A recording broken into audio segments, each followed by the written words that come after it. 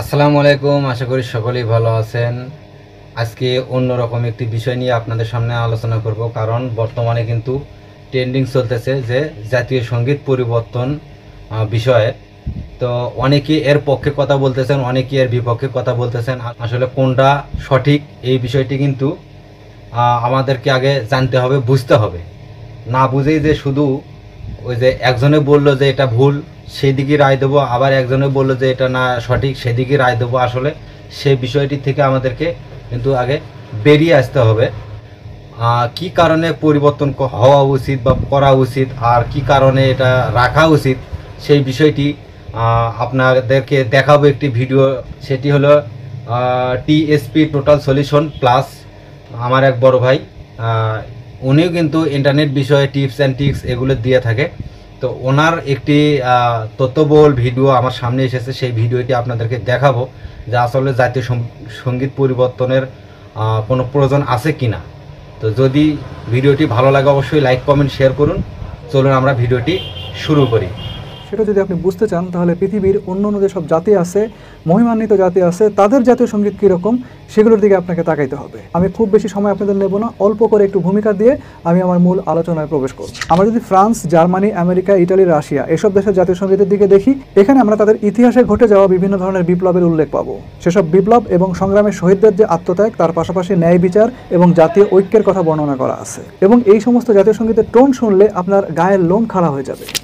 Anyway, ভারতের জাতীয় সঙ্গীত যেটা রবীন্দ্রনাথ ঠাকুর লিখে গেছেন 1911 সালে, সেটা একদম লাইন টু লাইন ব্যাখ্যা করব। কারণটা আপনারা জানেন, আমাদের দেশে অলরেডি জাতীয় সঙ্গীত নিয়ে চারিদিকে কিন্তু অনেক গুঞ্জন চলতেছে, অনেক ধরনের আবেগ চলতেছে। যে জায়গায় এর বিরুদ্ধে কোনো ষড়যন্ত্রের কথা শুনবো, আবাস আসবে, আমরা অবশ্যই তার বিরুদ্ধে রুখে দাঁড়াবো। এটাকে পরিবর্তন করা যাবে না, পরিবর্তন করতে হলে আমাদের রক্তের উপরে দাঁড়ায় পরিবর্তন করতে হবে, ইত্যাদি ইত্যাদি। তো যেই দেশের যে কবির গান নিয়ে আমাদের দেশের সুশীলের এত মাতামাতি, এত আবেগ, সেই দেশ সেই কবির কোন গানটা তাদের জাতীয় সঙ্গীত হিসেবে ব্যবহার করতেছে সেটাই আপনাদেরকে আগে প্রথমে বুঝাই দিচ্ছি। চলেন আমরা আগে তাদের জাতীয় সঙ্গীত অ্যানালাইসিস করি, লাইন টু লাইন অ্যানালাইসিস করব। আমি এখানে একটি কথা বলবো, যে কবি জাতীয় সঙ্গীত লিখেছেন তিনি হলেন রবীন্দ্রনাথ ঠাকুর। উনি হলো কলকাতার, ঠিকানা আমরা যেটা জানি সেটা হলো ভারতে। তো যখন এই জাতীয় সঙ্গীতটি লেখা হয় তখন কিন্তু বাংলাদেশ, পাকিস্তানও তারও আগে, মানে ব্রিটিশেরা যখন শাসন করতো সেই সময়কার কিন্তু এই গানটি লেখা।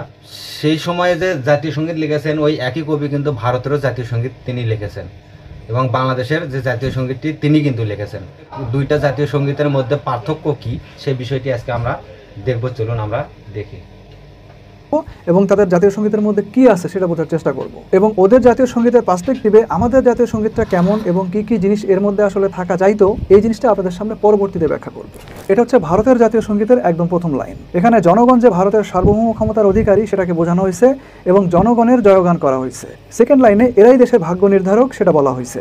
তৃতীয় লাইনে নির্দিষ্ট কতগুলো স্থান এবং এথনিক গ্রুপের নাম উল্লেখ করা হয়েছে এবং তাদের দেশে যে ডাইভার্সিটি আছে বা বৈচিত্র্য আছে সেটাকে গুরুত্বের সঙ্গে তুলে ধরা হয়েছে। চতুর্থ লাইনে আরও কিছু জায়গা এবং এথনিক গ্রুপের নাম মেনশন করে তাদেরকে গুরুত্ব দেওয়া হয়েছে। পঞ্চম লাইনে তাদের কিছু গুরুত্বপূর্ণ জিওগ্রাফিক্যাল ফিচার লাইক পাহাড় পর্বত এবং নদী নালাকে মেনশন করা হয়েছে, যারা ভারতের সীমানা নির্ধারণ এবং জীবন ধারণের জন্য গুরুত্বপূর্ণ ভূমিকা পালন করে।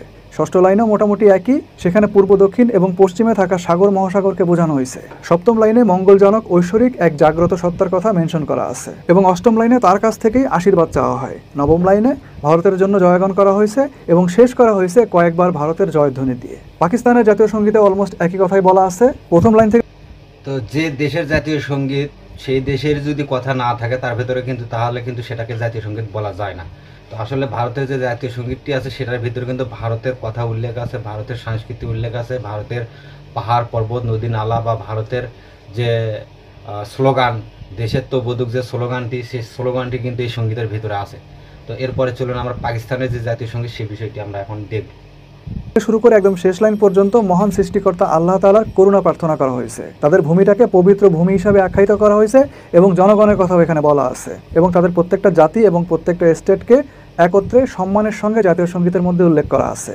আর বিস্তারিত না গেলাম তাইলে অনেকের আবার গায়ের মধ্যে চুলকানি শুরু হয়ে যেতে পারে, গায়ে জ্বর চলে আসতে পারে, পোলিও, ডিপথেরিয়া, হুপিং কাশির মতো ভয়াবহ শিশুতোষ রোগ দেখা দিতে পারে। জোকস অ্যাপার্ট, এবার বাংলাদেশের জাতীয় সঙ্গীত 1905 সাল, অর্থাৎ ভারতের জাতীয় সঙ্গীত যে বছরে লেখা হয়েছে তারও প্রায় 7 বছর আগে আমাদের এই জাতীয় সঙ্গীতটা লেখা হয়েছে। ওই বছরের 7ই আগস্ট কলকাতা টাউন হলে একটা প্রতিবাদ সভায় এই গানটা অ্যাজ এ দেশাত্মবোধক রবীন্দ্রসঙ্গীত গাওয়া হয়। প্রতিবাদ সভার উদ্দেশ্য ছিল যে ওই বছরে বঙ্গভঙ্গ বিরোধী একটা আন্দোলন চলতেছিল। সেই আন্দোলনে থাকা বিভিন্ন রাজনৈতিক ব্যক্তি, স্বদেশী কর্মী, বিপ্লবী বাঙালি এবং সাধারণ জনগণের দেশপ্রেমে উদ্বুদ্ধ করা। এখন বঙ্গভঙ্গ আসলে কি? এখনকার পশ্চিমবঙ্গ, আসাম এবং আমাদের এই বাংলাদেশ, যেটাকে আগে পূর্ববঙ্গ বলা হইতো, এই সমস্ত মিলাইয়া ছিল হচ্ছে বাংলা। এই 3টা অঞ্চল সহ আরো বেশ কয়েকটা অঞ্চলকে একত্রে বঙ্গ বা বাংলা নামে ডাকা হইতো। তৎকালীন ইংরেজ গভর্নর জেনারেল লর্ড কার্জন 1905 সালের 1 সেপ্টেম্বর বঙ্গভঙ্গ ঘোষণা করেন, যার পরিকল্পনা চলতেছিল 1903 সাল থেকে, এবং 1905 সালের 16 অক্টোবর এই বঙ্গভঙ্গটা কার্যকর হয়। তো ঘোষণা অনুসারে বাংলাকে ভেঙে 2টা প্রদেশ করা হলো, যার এক ভাগে ছিল আসাম এবং পূর্ববঙ্গ অর্থাৎ বর্তমানের বাংলাদেশ, এবং এই প্রদেশের রাজধানী ছিল ঢাকা। অপর ভাগে ছিল পশ্চিমবঙ্গ, যার রাজধানী ছিল কলকাতা। এখন এই যে একটা বাংলাকে ভেঙে বা একটা বঙ্গকে ভেঙে আপনি 2টা টুকরা করলেন, এটাকেই বলা হচ্ছে বঙ্গভঙ্গ। যাই হোক, তৎকালীন যে পশ্চিমবঙ্গটা ছিল ওইটা ছিল এন্টায়ার বাংলার মধ্যে, মানে একীভূত বঙ্গের মধ্যে সবচেয়ে উন্নত জায়গা। তারা যেমন লেখাপড়ার দিক থেকে অনেক উন্নত ছিল, তেমনি মিল, কলকারখানা, কয়লা খনি সহ বিভিন্ন ধরনের ব্যবসা বাণিজ্য তাদের ওখানেই ছিল, এবং সবকিছুর কেন্দ্রবিন্দু ছিল মূলত আসলে কলকাতা তথা পশ্চিমবঙ্গ। এবং এই অঞ্চলেই ছিল মূলত এলিট শ্রেণীর বসবাস, যারা আলটিমেটলি অবিভক্ত বাংলার ব্যবসা বাণিজ্য, বাংলা কিভাবে চলবে এবং বাংলার যে প্রশাসনিক কাঠামো এবং ধরেন যে বিভিন্ন ধরনের পলিসি মেকিং, এই সমস্ত বিষয়গুলো তারাই নিয়ন্ত্রণ করত। অপরদিকে পূর্ব বাংলার যে অংশটা, এটা ছিল মুসলমান অধ্যুষিত এবং এটা ছিল বেশ অবহেলিত। এক ধরনের ফকিরি অবস্থা বিরাজ করতো এখানে। এলাকার লোকজন তথা মুসলমানরা না। আসলে যে গানটির কথা আমরা বুঝলাম যে বঙ্গভঙ্গকে কেন্দ্র করে যে গানটি লেখা হয়েছিল, সেটা হলে এখন বর্তমানে আমাদের বাংলাদেশের জাতীয় সঙ্গীত হিসেবে রূপান্তরিত আছে বা এখনও প্রতিষ্ঠিত আছে। তো আসলে জাতীয় সঙ্গীত যখন লেখা হয় তখন কিন্তু বাংলাদেশ নামে কোনো দেশের অস্তিত্বই মানচিত্রে ছিল না। তখন কিন্তু ছিল হচ্ছে বঙ্গ, মানে পুরো বঙ্গ, মানে বাংলা ভাষাভাষী যে অঞ্চলগুলি আছে, আসাম থেকে ত্রিপুরা, কলকাতা, বাংলাদেশ, মানে বাংলাদেশ নামে কোনো নাম ছিল না, ঢাকা ছিল। তো সব পুরো বাংলাকে কেন্দ্র করে কিন্তু এই গানটি লেখা হয়। তখন কিন্তু কোনো দেশ ছিল না, যে সেখানে কিন্তু দেশের ওপরে কোনো যে গান থিতিস করে লেখা, সেই বিষয়টি কিন্তু এই গানের মধ্যে নাই। তো আসলে সেই বিষয়টি আমরা এখান থেকে বুঝতে পারলাম। তেমন ছিল পড়ালেখায় উন্নত, না ছিল তাদের ব্যবসা বাণিজ্য, না ছিল প্রশাসনিক কাঠামোতে তেমন কোনো অংশগ্রহণ। বলতে পারেন জনগণ হিসাবে এদের অবস্থা ছিল একদম যাচ্ছে তাই। এমনকি যোগাযোগ ব্যবস্থার অবস্থাও ছিল খুব খারাপ। সো মানে বঙ্গের ওই পাশটা যতখানি উন্নত ছিল, বঙ্গের এই পাশটা ছিল ততখানি অবহেলিত। বলতে গেলে এই পাশটাতে তেমন কোনো কিছুই তখন হয় নাই। এমন অবস্থায় ব্রিটিশরা যখন বঙ্গকে 2 ভাগ করে প্রশাসনিক কাঠামোকে একদম ঢেলে সাজানোর কথা চিন্তা ভাবনা করতেছে, তখন এই বিষয়টা তৎকালীন হিন্দু সাহিত্যিক, পণ্ডিত, জমিদার সহ যেসব এলিট শ্রেণী ছিল তাদের পছন্দ হয় নাই। তারা কোনোভাবে এটা মানিয়ে নিতে পারে নাই। প্লাস পূর্ববঙ্গ তখন মুসলমান অধ্যুষিত এলাকা হওয়া সত্ত্বেও এখানে কিন্তু হিন্দু জমিদারদের প্রভাব বেশি ছিল, যাদের আলটিমেট ডেস্টিনি ছিল কিন্তু কলকাতাতে। ফলে এখানকার যে জনগণ, তারা কিন্তু প্রত্যক্ষ এবং পরোক্ষভাবে বঙ্গের ওই অংশটার উপরে নির্ভর করত। সো পূর্ববঙ্গ যদি আলাদা হয়ে যায়, তাহলে তাদের এন্টায়ার বঙ্গের উপর যে কর্তৃত্ব, সেটা হুমকির মুখে পড়বে, তাদের প্রাধান্য নষ্ট হবে। মূলত এই আশঙ্কা থেকে তখন তারা এটা বিরোধিতা করছে, অর্থাৎ বঙ্গভঙ্গের বিরোধিতা করছে। অপরদিকে এই অংশের যে সংখ্যাগরিষ্ঠ মুসলমান, তাদের মধ্যে কিছু ছিল সুবিধাভোগী, তারা ছাড়া বেশিরভাগ মানুষই কিন্তু এই বঙ্গভঙ্গের পক্ষে ছিল। ওরা বিশ্বাস করতো যে বাংলাকে ভাগ করে যদি আলাদা একটা প্রদেশ করা হয় এবং তার যদি একটা রাজধানী থাকে, যেটা কিনা ঢাকায় হওয়ার কথা, তাহলে মুসলমানদের উন্নত দিন দেখার সমূহ সম্ভাবনা আছে। তারা নতুন স্বপ্নে তখন বুক বাঁধা শুরু করলো। যদিও এটার পিছনে আসলে ব্রিটিশদের ডিভাইড অ্যান্ড রুল পলিসি কাজ করতেছিল, অর্থাৎ জাতিকে 2 ভাগ করো তারপরে শাসন করো। ওদের উদ্দেশ্য ছিল হয়তো বা ডিভাইড অ্যান্ড রুল, যার কারণে তারা বঙ্গকে ভঙ্গ করতে চাইছে। আর অপরদিকে এলিট শ্রেণী যারা ছিল, তারা কোনোভাবেই চায় নাই তাদের কর্তৃত্ব হানি হোক। সো তারা চায় নাই কখনো বঙ্গভঙ্গ হোক, যেন এন্টায়ার বাংলার উপরে তাদের কর্তৃত্বটা বজায় থাকে। এখন রবীন্দ্রনাথ ঠাকুর যেহেতু নিজে একজন জমিদার পরিবারের সন্তান, সুতরাং স্বাভাবিকভাবে তার এই বিষয়টা নিয়ে একটা আক্ষেপ ছিল। আমরা সাধারণ মানুষ তাকে একজন কবি হিসাবে চিনি। কবিত্বের পাশাপাশি উনি কিন্তু সেখানকার এলিট শ্রেণীকেও রিপ্রেজেন্ট করতেন। ফলে সঙ্গত কারণেই উনি এটার বিরোধিতা শুরু করেন। তিনি কোনোভাবেই চান নাই যে বাংলাটা 2 ভাগ হয়ে যাক এবং বাংলার যে কলকাতা রাজধানী, এই রাজধানীর প্যারালালে আরেকটা রাজধানী ঢাকা, সেটা দাঁড়িয়ে যাক। বেসিক্যালি ওনার চিন্তাভাবনা খুব সঙ্গত কারণেই ছিল কলকাতা কেন্দ্রিক।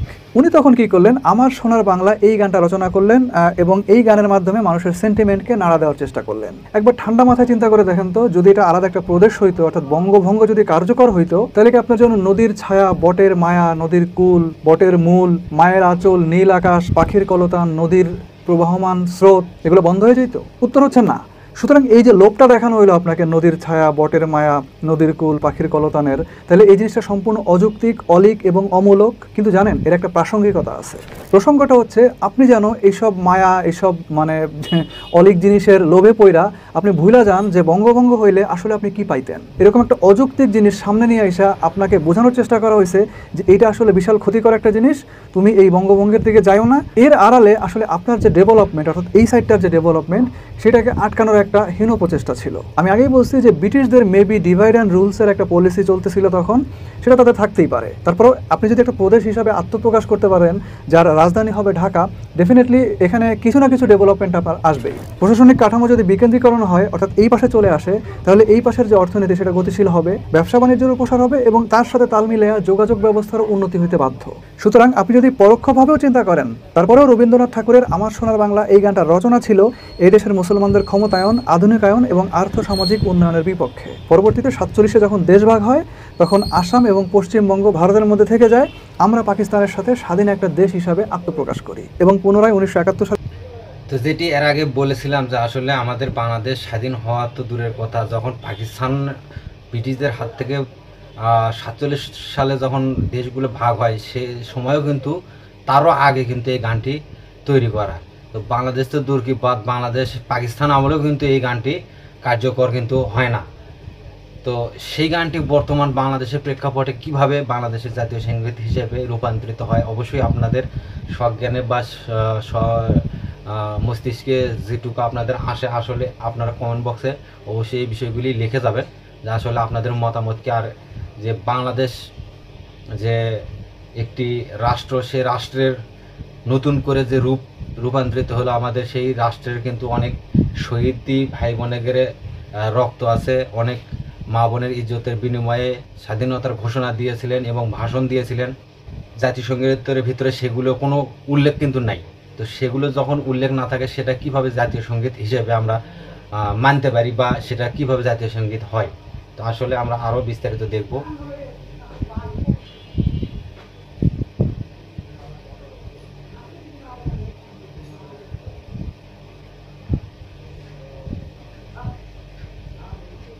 স্বাধীনতা যুদ্ধের পরে, পাকিস্তান থেকে স্বাধীন হওয়ার পরে এই সঙ্গীতটাই আমাদের দেশের জাতীয় সঙ্গীত হিসাবে আত্মপ্রকাশ করে। এই গানের সাথে এই দেশের তো কোনো সম্পর্ক নাই, বরঞ্চ পাকিস্তান থেকে আমরা যে আলাদা হইলাম, এটার যে শুরুর ইতিহাস, অর্থাৎ ভঙ্গের যে শুরুর ইতিহাস, সেখানেও কিন্তু এই গানটা আমাদের দেশের এগেনস্টে কাজ করছে। এবার আসেন সম্পূর্ণ ভিন্ন প্রেক্ষাপটে লেখা, ভিন্ন একটা আঙ্গিকে লেখা রবীন্দ্রনাথ ঠাকুরের যে গানটা আমরা আমাদের জাতীয় সঙ্গীত হিসেবে ব্যবহার করতেছি, সেই গানের মধ্যে আসলে কি আছে, কি তার মর্মার্থ এবং জাতীয় সঙ্গীত হিসাবে এর আদৌ কোনো যোগ্যতা আছে কিনা বা এর যে সীমাবদ্ধতা, সেই জিনিসটা আমরা আলোচনা করি। আপনি দেখবেন যে এই সঙ্গীতে একবারও আমাদের দেশের নামটা উল্লেখ করা নাই।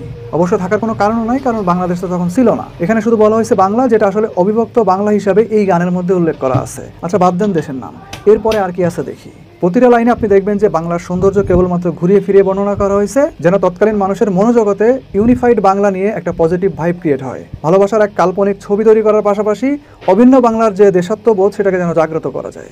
দেশের প্রতি প্রেম, ভালোবাসা, মায়া, মমতা জাগ্রত করতে চাওয়া কোনো খারাপ কিছু না, বাট দেখতে হবে যে এটার পিছনের উদ্দেশ্যটা আসলে কি। বঙ্গভঙ্গ হইলে আপনি অর্থনৈতিকভাবে স্বাবলম্বী হবেন, আপনার যোগাযোগ ব্যবস্থার উন্নতি হবে, আপনার ক্ষমতায়ন হবে। এসব চিন্তা বাদ দিয়ে আপনি যেন শুধুমাত্র বাংলা ভাগ হয়ে যাইতেছে, এত সুন্দর একটা দেশ ভাগ হয়ে যাইতেছে, এই চিন্তার পিছনে পড়ে থাকেন। মূলত এরকম একটা টেনশন আপনার মাথার ভিতরে ইমপ্ল্যান্ট করার জন্যই এই গানের রচনা। এবং আপনি যদি টোটাল সিনারিও বিবেচনা করেন, তাহলে একমাত্র এইটাই ছিল এই গানের উদ্দেশ্য এবং পরিকল্পনা। এছাড়া এই জাতীয় সঙ্গীতের মধ্যে আমাদের দেশকে ইন্ডিভিজুয়ালি, আমাদের দেশকে আইডেন্টিফাই করে এরকম কোনো কিছু নাই। স্পেসিফিকলি আমাদের দেশকে রিপ্রেজেন্ট করে এরকম একটা কোনো কিছু এই গানের মধ্যে নাই। আমাদের দেশে যে বিভিন্ন জাতিগোষ্ঠী আছে তার ব্যাপারেও কিছু বলা নেই। আমাদের দেশের প্রাকৃতিক বৈচিত্র্য বা সীমানা নির্ধারণ করে এরকম কোনো কিছু তো নাই।